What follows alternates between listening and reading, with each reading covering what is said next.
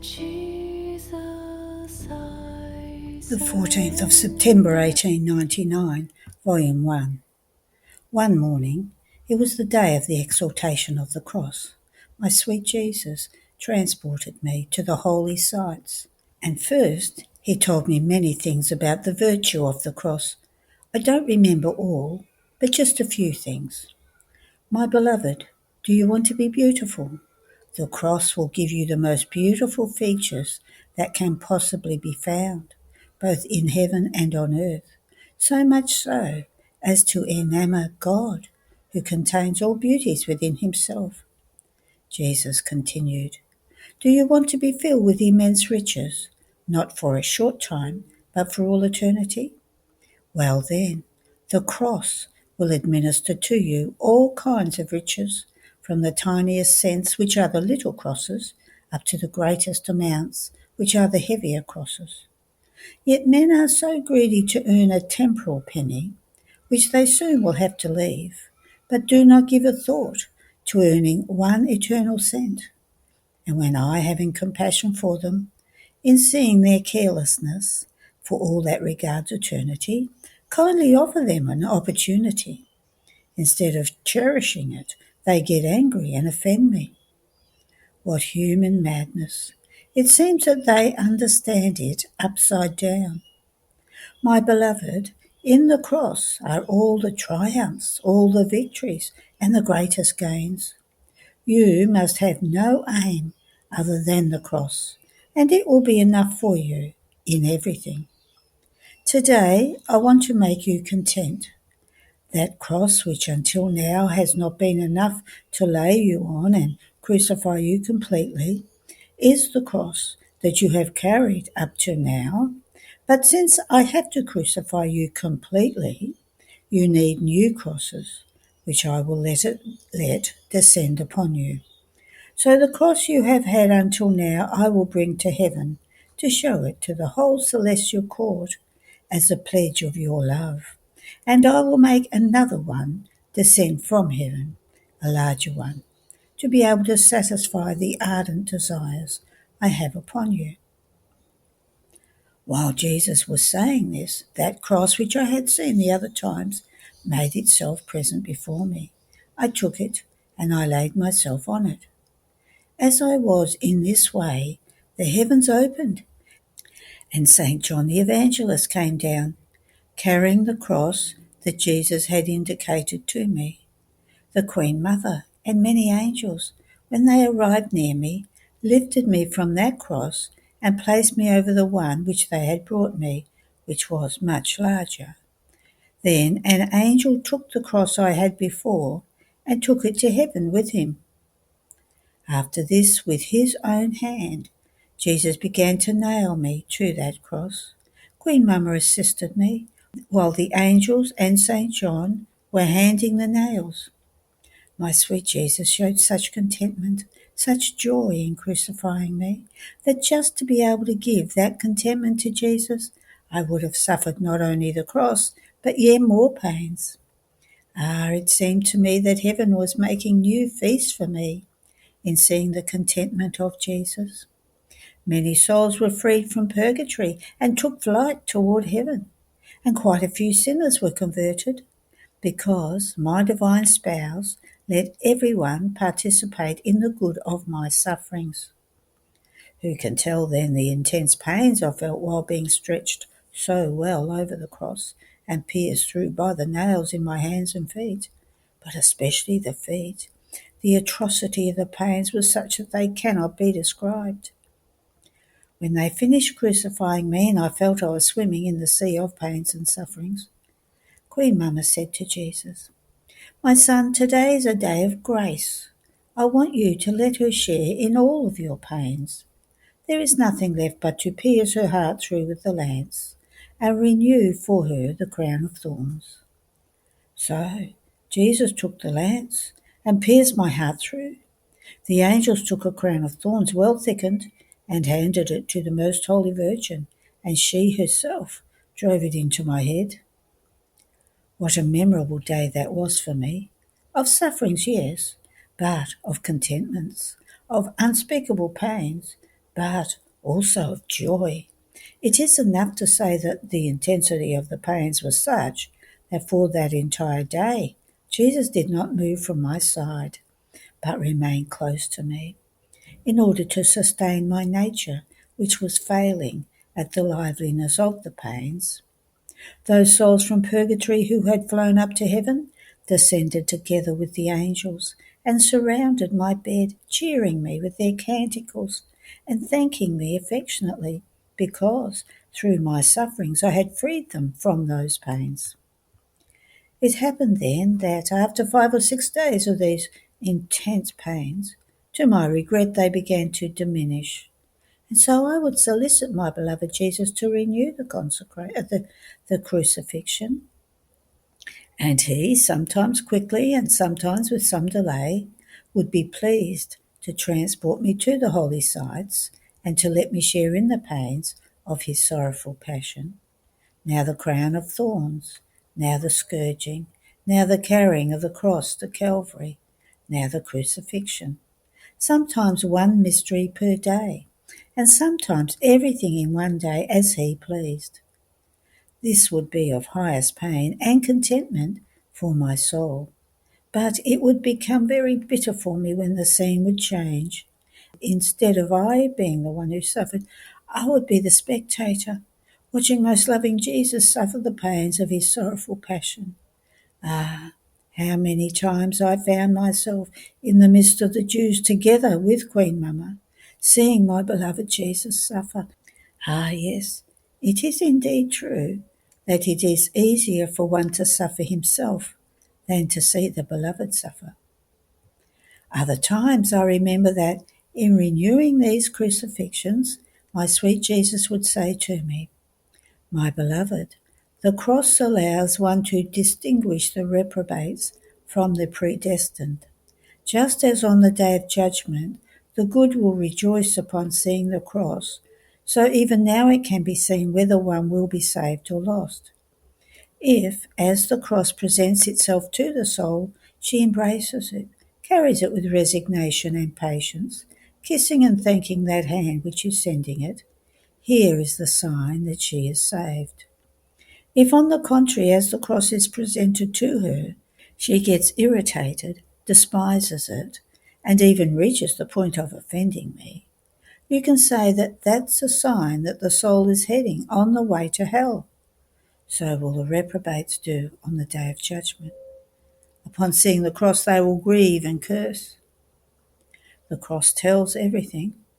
The cross is a book that, without deception and in clear notes, tells you and allows you to distinguish the saint from the sinner, the perfect from the imperfect, the fervent from the lukewarm. The cross communicates such light to the soul that even now it allows one to distinguish not only the good from the evil, but also those who are to be more or less glorious in heaven, those who are to occupy a higher or a lower place. All other virtues remain humble and reverent before the virtue of the cross, and grafting themselves to it, they receive greater glory and splendour. Who can tell the flames of ardent desires this speaking of Jesus would cast into my heart? I felt devoured by hunger for suffering, and in order to satisfy my yearnings, or rather to say it better, in order to satisfy that which he himself infused in me, he would renew the crucifixion. I remember that sometimes, after renewing these crucifixions, he would say to me, "Beloved of my heart, I ardently desire not only to crucify your soul and to communicate the pains of the cross to your body, but also to mark your body with the mark of my wounds. And I want to teach you the prayer in order to obtain this grace. This is the prayer. I present myself before the supreme throne of God, bathed in the blood of Jesus Christ, praying him by the merit of his most luminous virtues and of his divinity to concede to me the grace of being crucified. However, I have always had an aversion for anything that might appear externally, and I still do. But in the act in which Jesus was saying that, I would feel such yearnings being infused in me to satisfy the desire that he himself was expressing, that I would yet dare to ask Jesus to crucify me in the soul and in the body. And sometimes I would say to him, Holy Spouse, I would rather not have external things, and if sometimes I dare to ask for that, it is because you yourself tell me to, and also to give a sign to the confessor that it is you who operates in me. But for the rest, I would like nothing but those pains which you make me suffer when you renew the crucifixion, if only they were permanent. I would rather not have that diminution after some time. This alone is enough for me. As for the outward appearance, the more you keep me hidden, the more you will make me content. End of the reading. The 14th of September 1900, Volume 4. Jesus pours his bitternesses in order to placate his justice. The heroism of true virtue. This morning my adorable Jesus was not coming.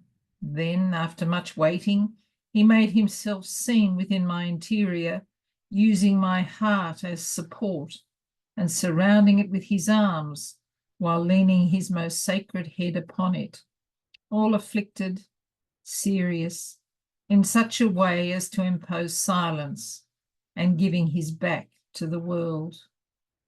After remaining a little while in mute silence, because the appearance with which he showed himself would not let one dare to say a word, he stirred himself from that position and said to me, I had resolved not to pour, but things have reached such a point that if I did not pour, such uproars would break out as to start a revolution and cause bloody slaughters.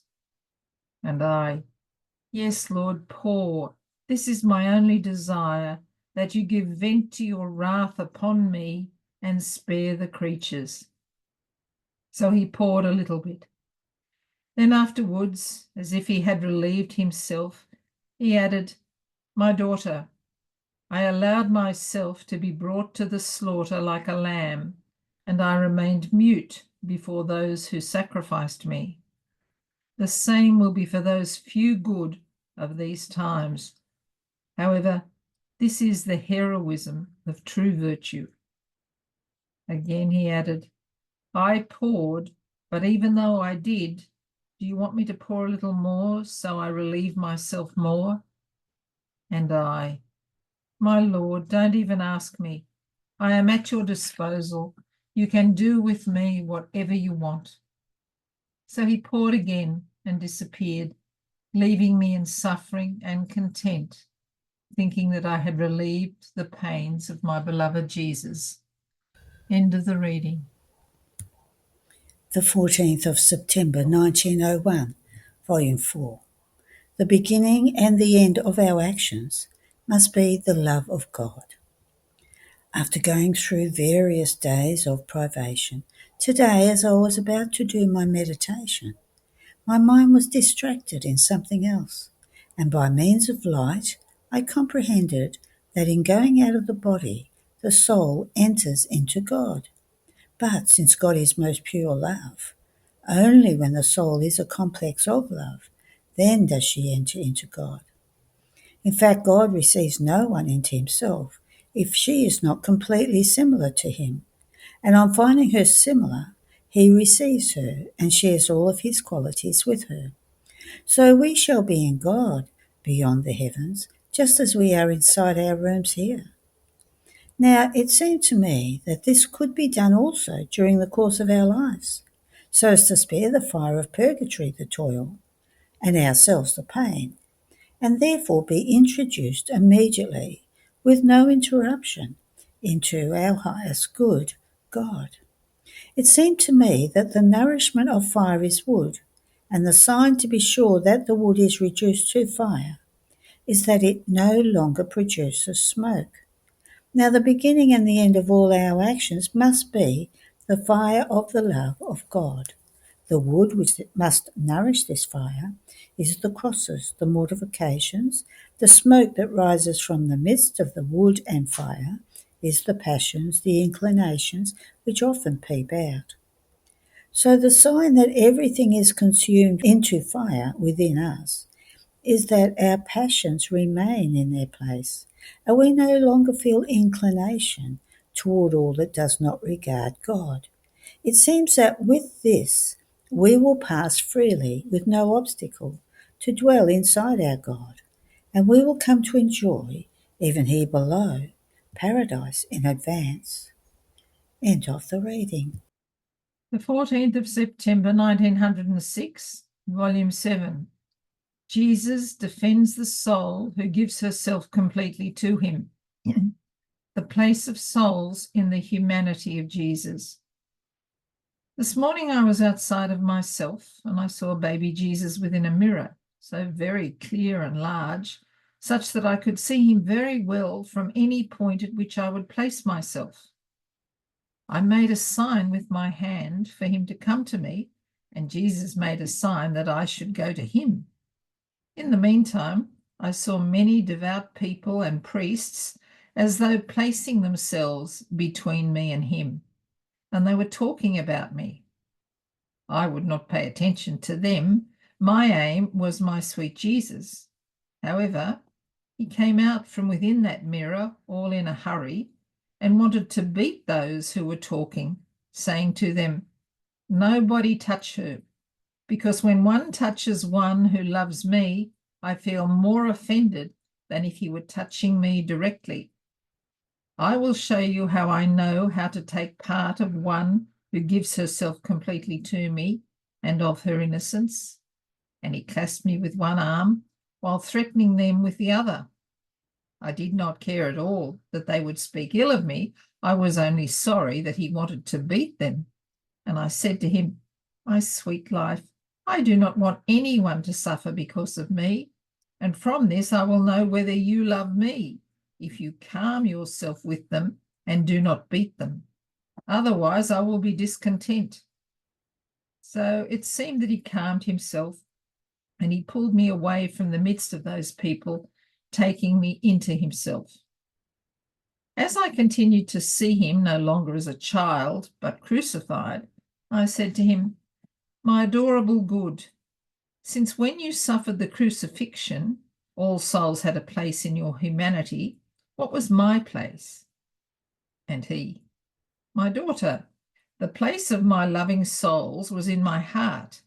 As for you, then, in addition to keeping you in my heart, since you were to cooperate in redemption with your state of victim, I kept you in all of my members as help and relief." End of the reading. The 14th of September 1921, Volume 13. Each time the soul does her acts in the divine will, she grows more and more in sanctity. Continuing in my usual state, my always lovable Jesus, on coming, told me, "My daughter, each time the soul does her acts in my will, she grows more and more before me in wisdom, in goodness, in power and beauty. In fact, as she keeps repeating her acts in my will, she takes more bites of wisdom, of goodness, etc., and the soul grows with the food from which she feeds herself. This is why in the Holy Gospel it is written that I grew in wisdom before God and before man. As God I could neither grow nor decrease. My growth was just in my humanity, which growing in age came to multiply my acts in the supreme volition, and each additional act I did was additional growth in the wisdom of the celestial Father. This growth of mine was so true that even creatures noticed it. Each one of my acts ran in the immense sea of the divine will, and as I operated, I nourished myself with this celestial food.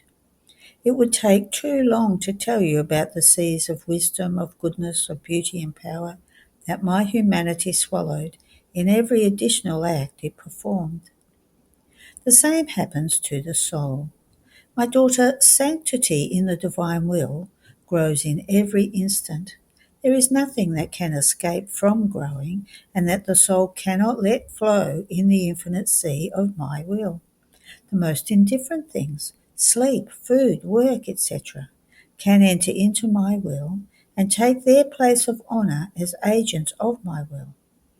If only the soul wants it so, all things, from the greatest to the smallest, can be opportunities to enter my will, which does not happen with virtues. In fact, if one wants to exercise the virtues, many times the occasion is missing. If the soul wants to exercise obedience, it takes someone who commands her, and it may happen that for days and weeks there is no one to give new orders for her to obey. Therefore, as much as good will to obey as she might have, poor obedience will remain idle. The same with patience, humility, and all the other virtues. Since they are virtues of this low world, other creatures are needed in order to exercise them. On the other hand, my will is virtue of heaven, and I alone am enough to maintain the soul every instant in continuous exercise. It is easy for me to keep her up night and day in order to maintain her exercised in my will. End of the reading.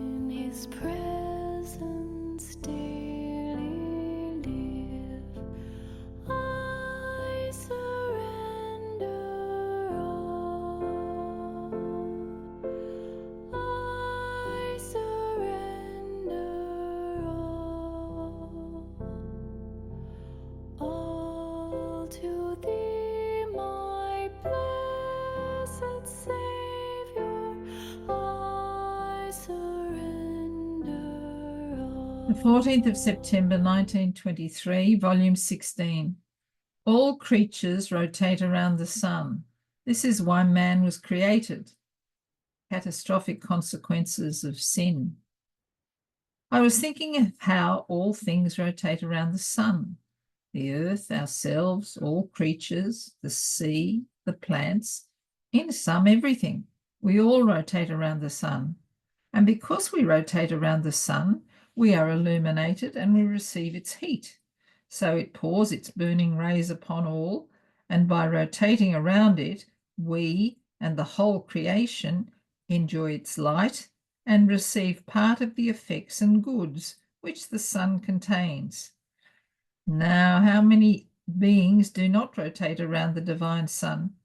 Everyone does. All the angels, the saints, men, and all created things, even the Queen Mama. Does she perhaps not have the first round in which, rapidly spinning around it, she absorbs all the reflections of the eternal sun? And while I was thinking about this, my divine Jesus moved in my interior and, squeezing me all to himself, told me, "My daughter, this was exactly the purpose for which I created man, that he would always rotate around me, and I, being at the center of his rotation like a sun, was to reflect in him my light, my love, my likeness, and all my happiness. At every round of his, I was to give him ever new contentments, new beauty, burning arrows. But man sinned. My divinity was not hidden, because by rotating around me, he was my reflection, and therefore he was the little light. So it was as though natural that I, being the great sun, the little light, could receive the reflections of my light. But as soon as he sinned, he stopped spinning around me. His little light became dark. He became blind and lost the light to be able to see my divinity in his mortal flesh, as much as a creature is capable of. So much so that in coming to redeem man, I took mortal flesh in order to be seen, not only because man had sinned with the flesh, and therefore I was to expiate with the flesh, but because he lacked the eyes to be able to see my divinity. In fact, my divinity, which dwelled within my humanity, was able to unleash, like lightnings and flashes, only a few rays of light from my divinity. See then what great evil sin is. For man, it is to lose his rotation around his creator, to annul the purpose of creation, to be transformed from light into darkness, from beautiful into ugly. It is such a great evil that with all my redemption, I was unable to restore in him the eyes to be able to see my divinity in his mortal flesh. But only when this flesh of man, decomposed and pulverized by sin, will rise again on that day of judgment. What would happen if the whole creation could fail in doing its rotation around the sun? All things would be upside down. They would lose their light, harmony, beauty. Each one would bump against the other. And even if the sun were there, since nothing would rotate around it, the sun would be as though dead for the whole of creation. Now, because of original sin, man lost his rotation around his creator, and therefore he lost order, dominion over himself, and light. And every time he sins, not only does he not rotate around his God, but not even around the goods of redemption, which, like a new sun, came to bring him forgiveness, refuge, and salvation. But do you know who is the one who never ceases her round? The soul who does my will and lives in it. As usual, she never stops, and she receives all the reflections of my humanity and also the flashes of light of my divinity. End of the reading. The 14th of September 1927, Volume 22. How God is jealous of the acts that are done in the divine will. Grace is the bilocated life of God. How our Lord calls the soul to follow his acts. I was all abandoned in the divine fiat, and in it I was doing my acts. An endless sea made itself present before my mind, and I, inside that sea, formed my own tiny little sea with my acts. It was as if the waters would sink deeper and would expand, rising around me like a circle, to give me the space in which to put my acts in the middle of the sea, so as to let me form my own little sea within that very sea. I remained surprised in seeing that that sea, while it seemed as it was made of water, was made of light, and its huge waves formed the most beautiful enchantment, the sweetest and most gentle murmuring, more than music. And my sweet Jesus, coming out from within my interior, told me, "My daughter, the soul who operates in my divine will operates in God himself, and her acts remain in him. The sea that you see is the Supreme Being who, jealous of anything holy that can be done in my volition, extends the endless sea of his being around the soul in order to receive her acts, and he keeps them within himself as the soul's tiny little sea of her acts done in his divine will. Our satisfaction and love for the one who lives in our divine volition is such and so great that as we see her operate, we lower ourselves to her, forming a circle around her to let her operate within ourselves. And she rises up to us, and her acts take their place together with our acts, delighting us and glorifying us as we delight and glorify ourselves. After this, I was following the divine will in everything it has done in creation, to then follow the acts of redemption. And my adored Jesus made present to me what he had done in coming upon earth, and I followed him step by step. And following his tender age in the act in which he would cry and suckle milk in the arms of the sovereign queen, I said to him, "My pretty little one, I want to invest your tears with my I love you, to ask you in each one of your tears for the kingdom of your divine will. And in each drop of milk that our celestial Mama gives you, I want to let flow my I love you, so that while she nourishes you with her milk, I may nourish you with my love, to ask you in each drop of milk you take for the kingdom of your divine fiat." Then I said to my Mama, "Say together with me, I want the kingdom of your will in each drop of milk I give you, in each tear and wailing of yours, in each one of my kisses that I impress on your beautiful and charming face. When it is said by you, Jesus will give his kingdom. And the sovereign lady made me content by saying it together with me. And my sweet Jesus told me, my daughter, in each act that my celestial mamma did for me, and they were continuous, I repaid her with a degree of graces, because I do not let myself be beaten nor surpassed by the acts of creatures. I am the insuperable. Therefore, if my dear mamma gave me love, acts, steps, words, I, in each degree of grace, gave her a divine life, because grace is nothing other than the bilocated life of God that gives itself to creatures.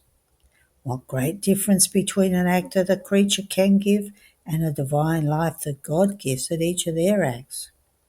So the Queen of Heaven was immensely rich, with so many divine lives that she received at each instant, and she used them to form the cortege, to honour, to love with divine lives, her Son, her Jesus, her all. You must know why I now call you, and now make present to you everything I did in my life while being on earth, showing you how now I cry and shiver with cold. Now I remain in the arms of my mamma, repeating those baby acts of suckling milk, of wetting her maternal hands with my tears, of kissing each one, and so forth.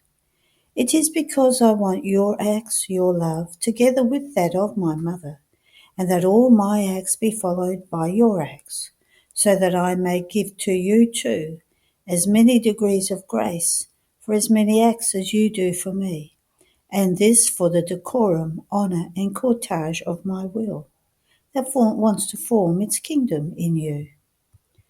My will is not inferior to my humanity, and therefore it deserves the same honours that my inseparable mother gave me. And this is why I want your acts following mine, that I may give you my divine life as many times. Therefore be attentive and follow me faithfully. May everything be for the glory of God, for the triumph of the kingdom of the supreme fiat. End of the reading. There are no more readings today. Have a blessed day.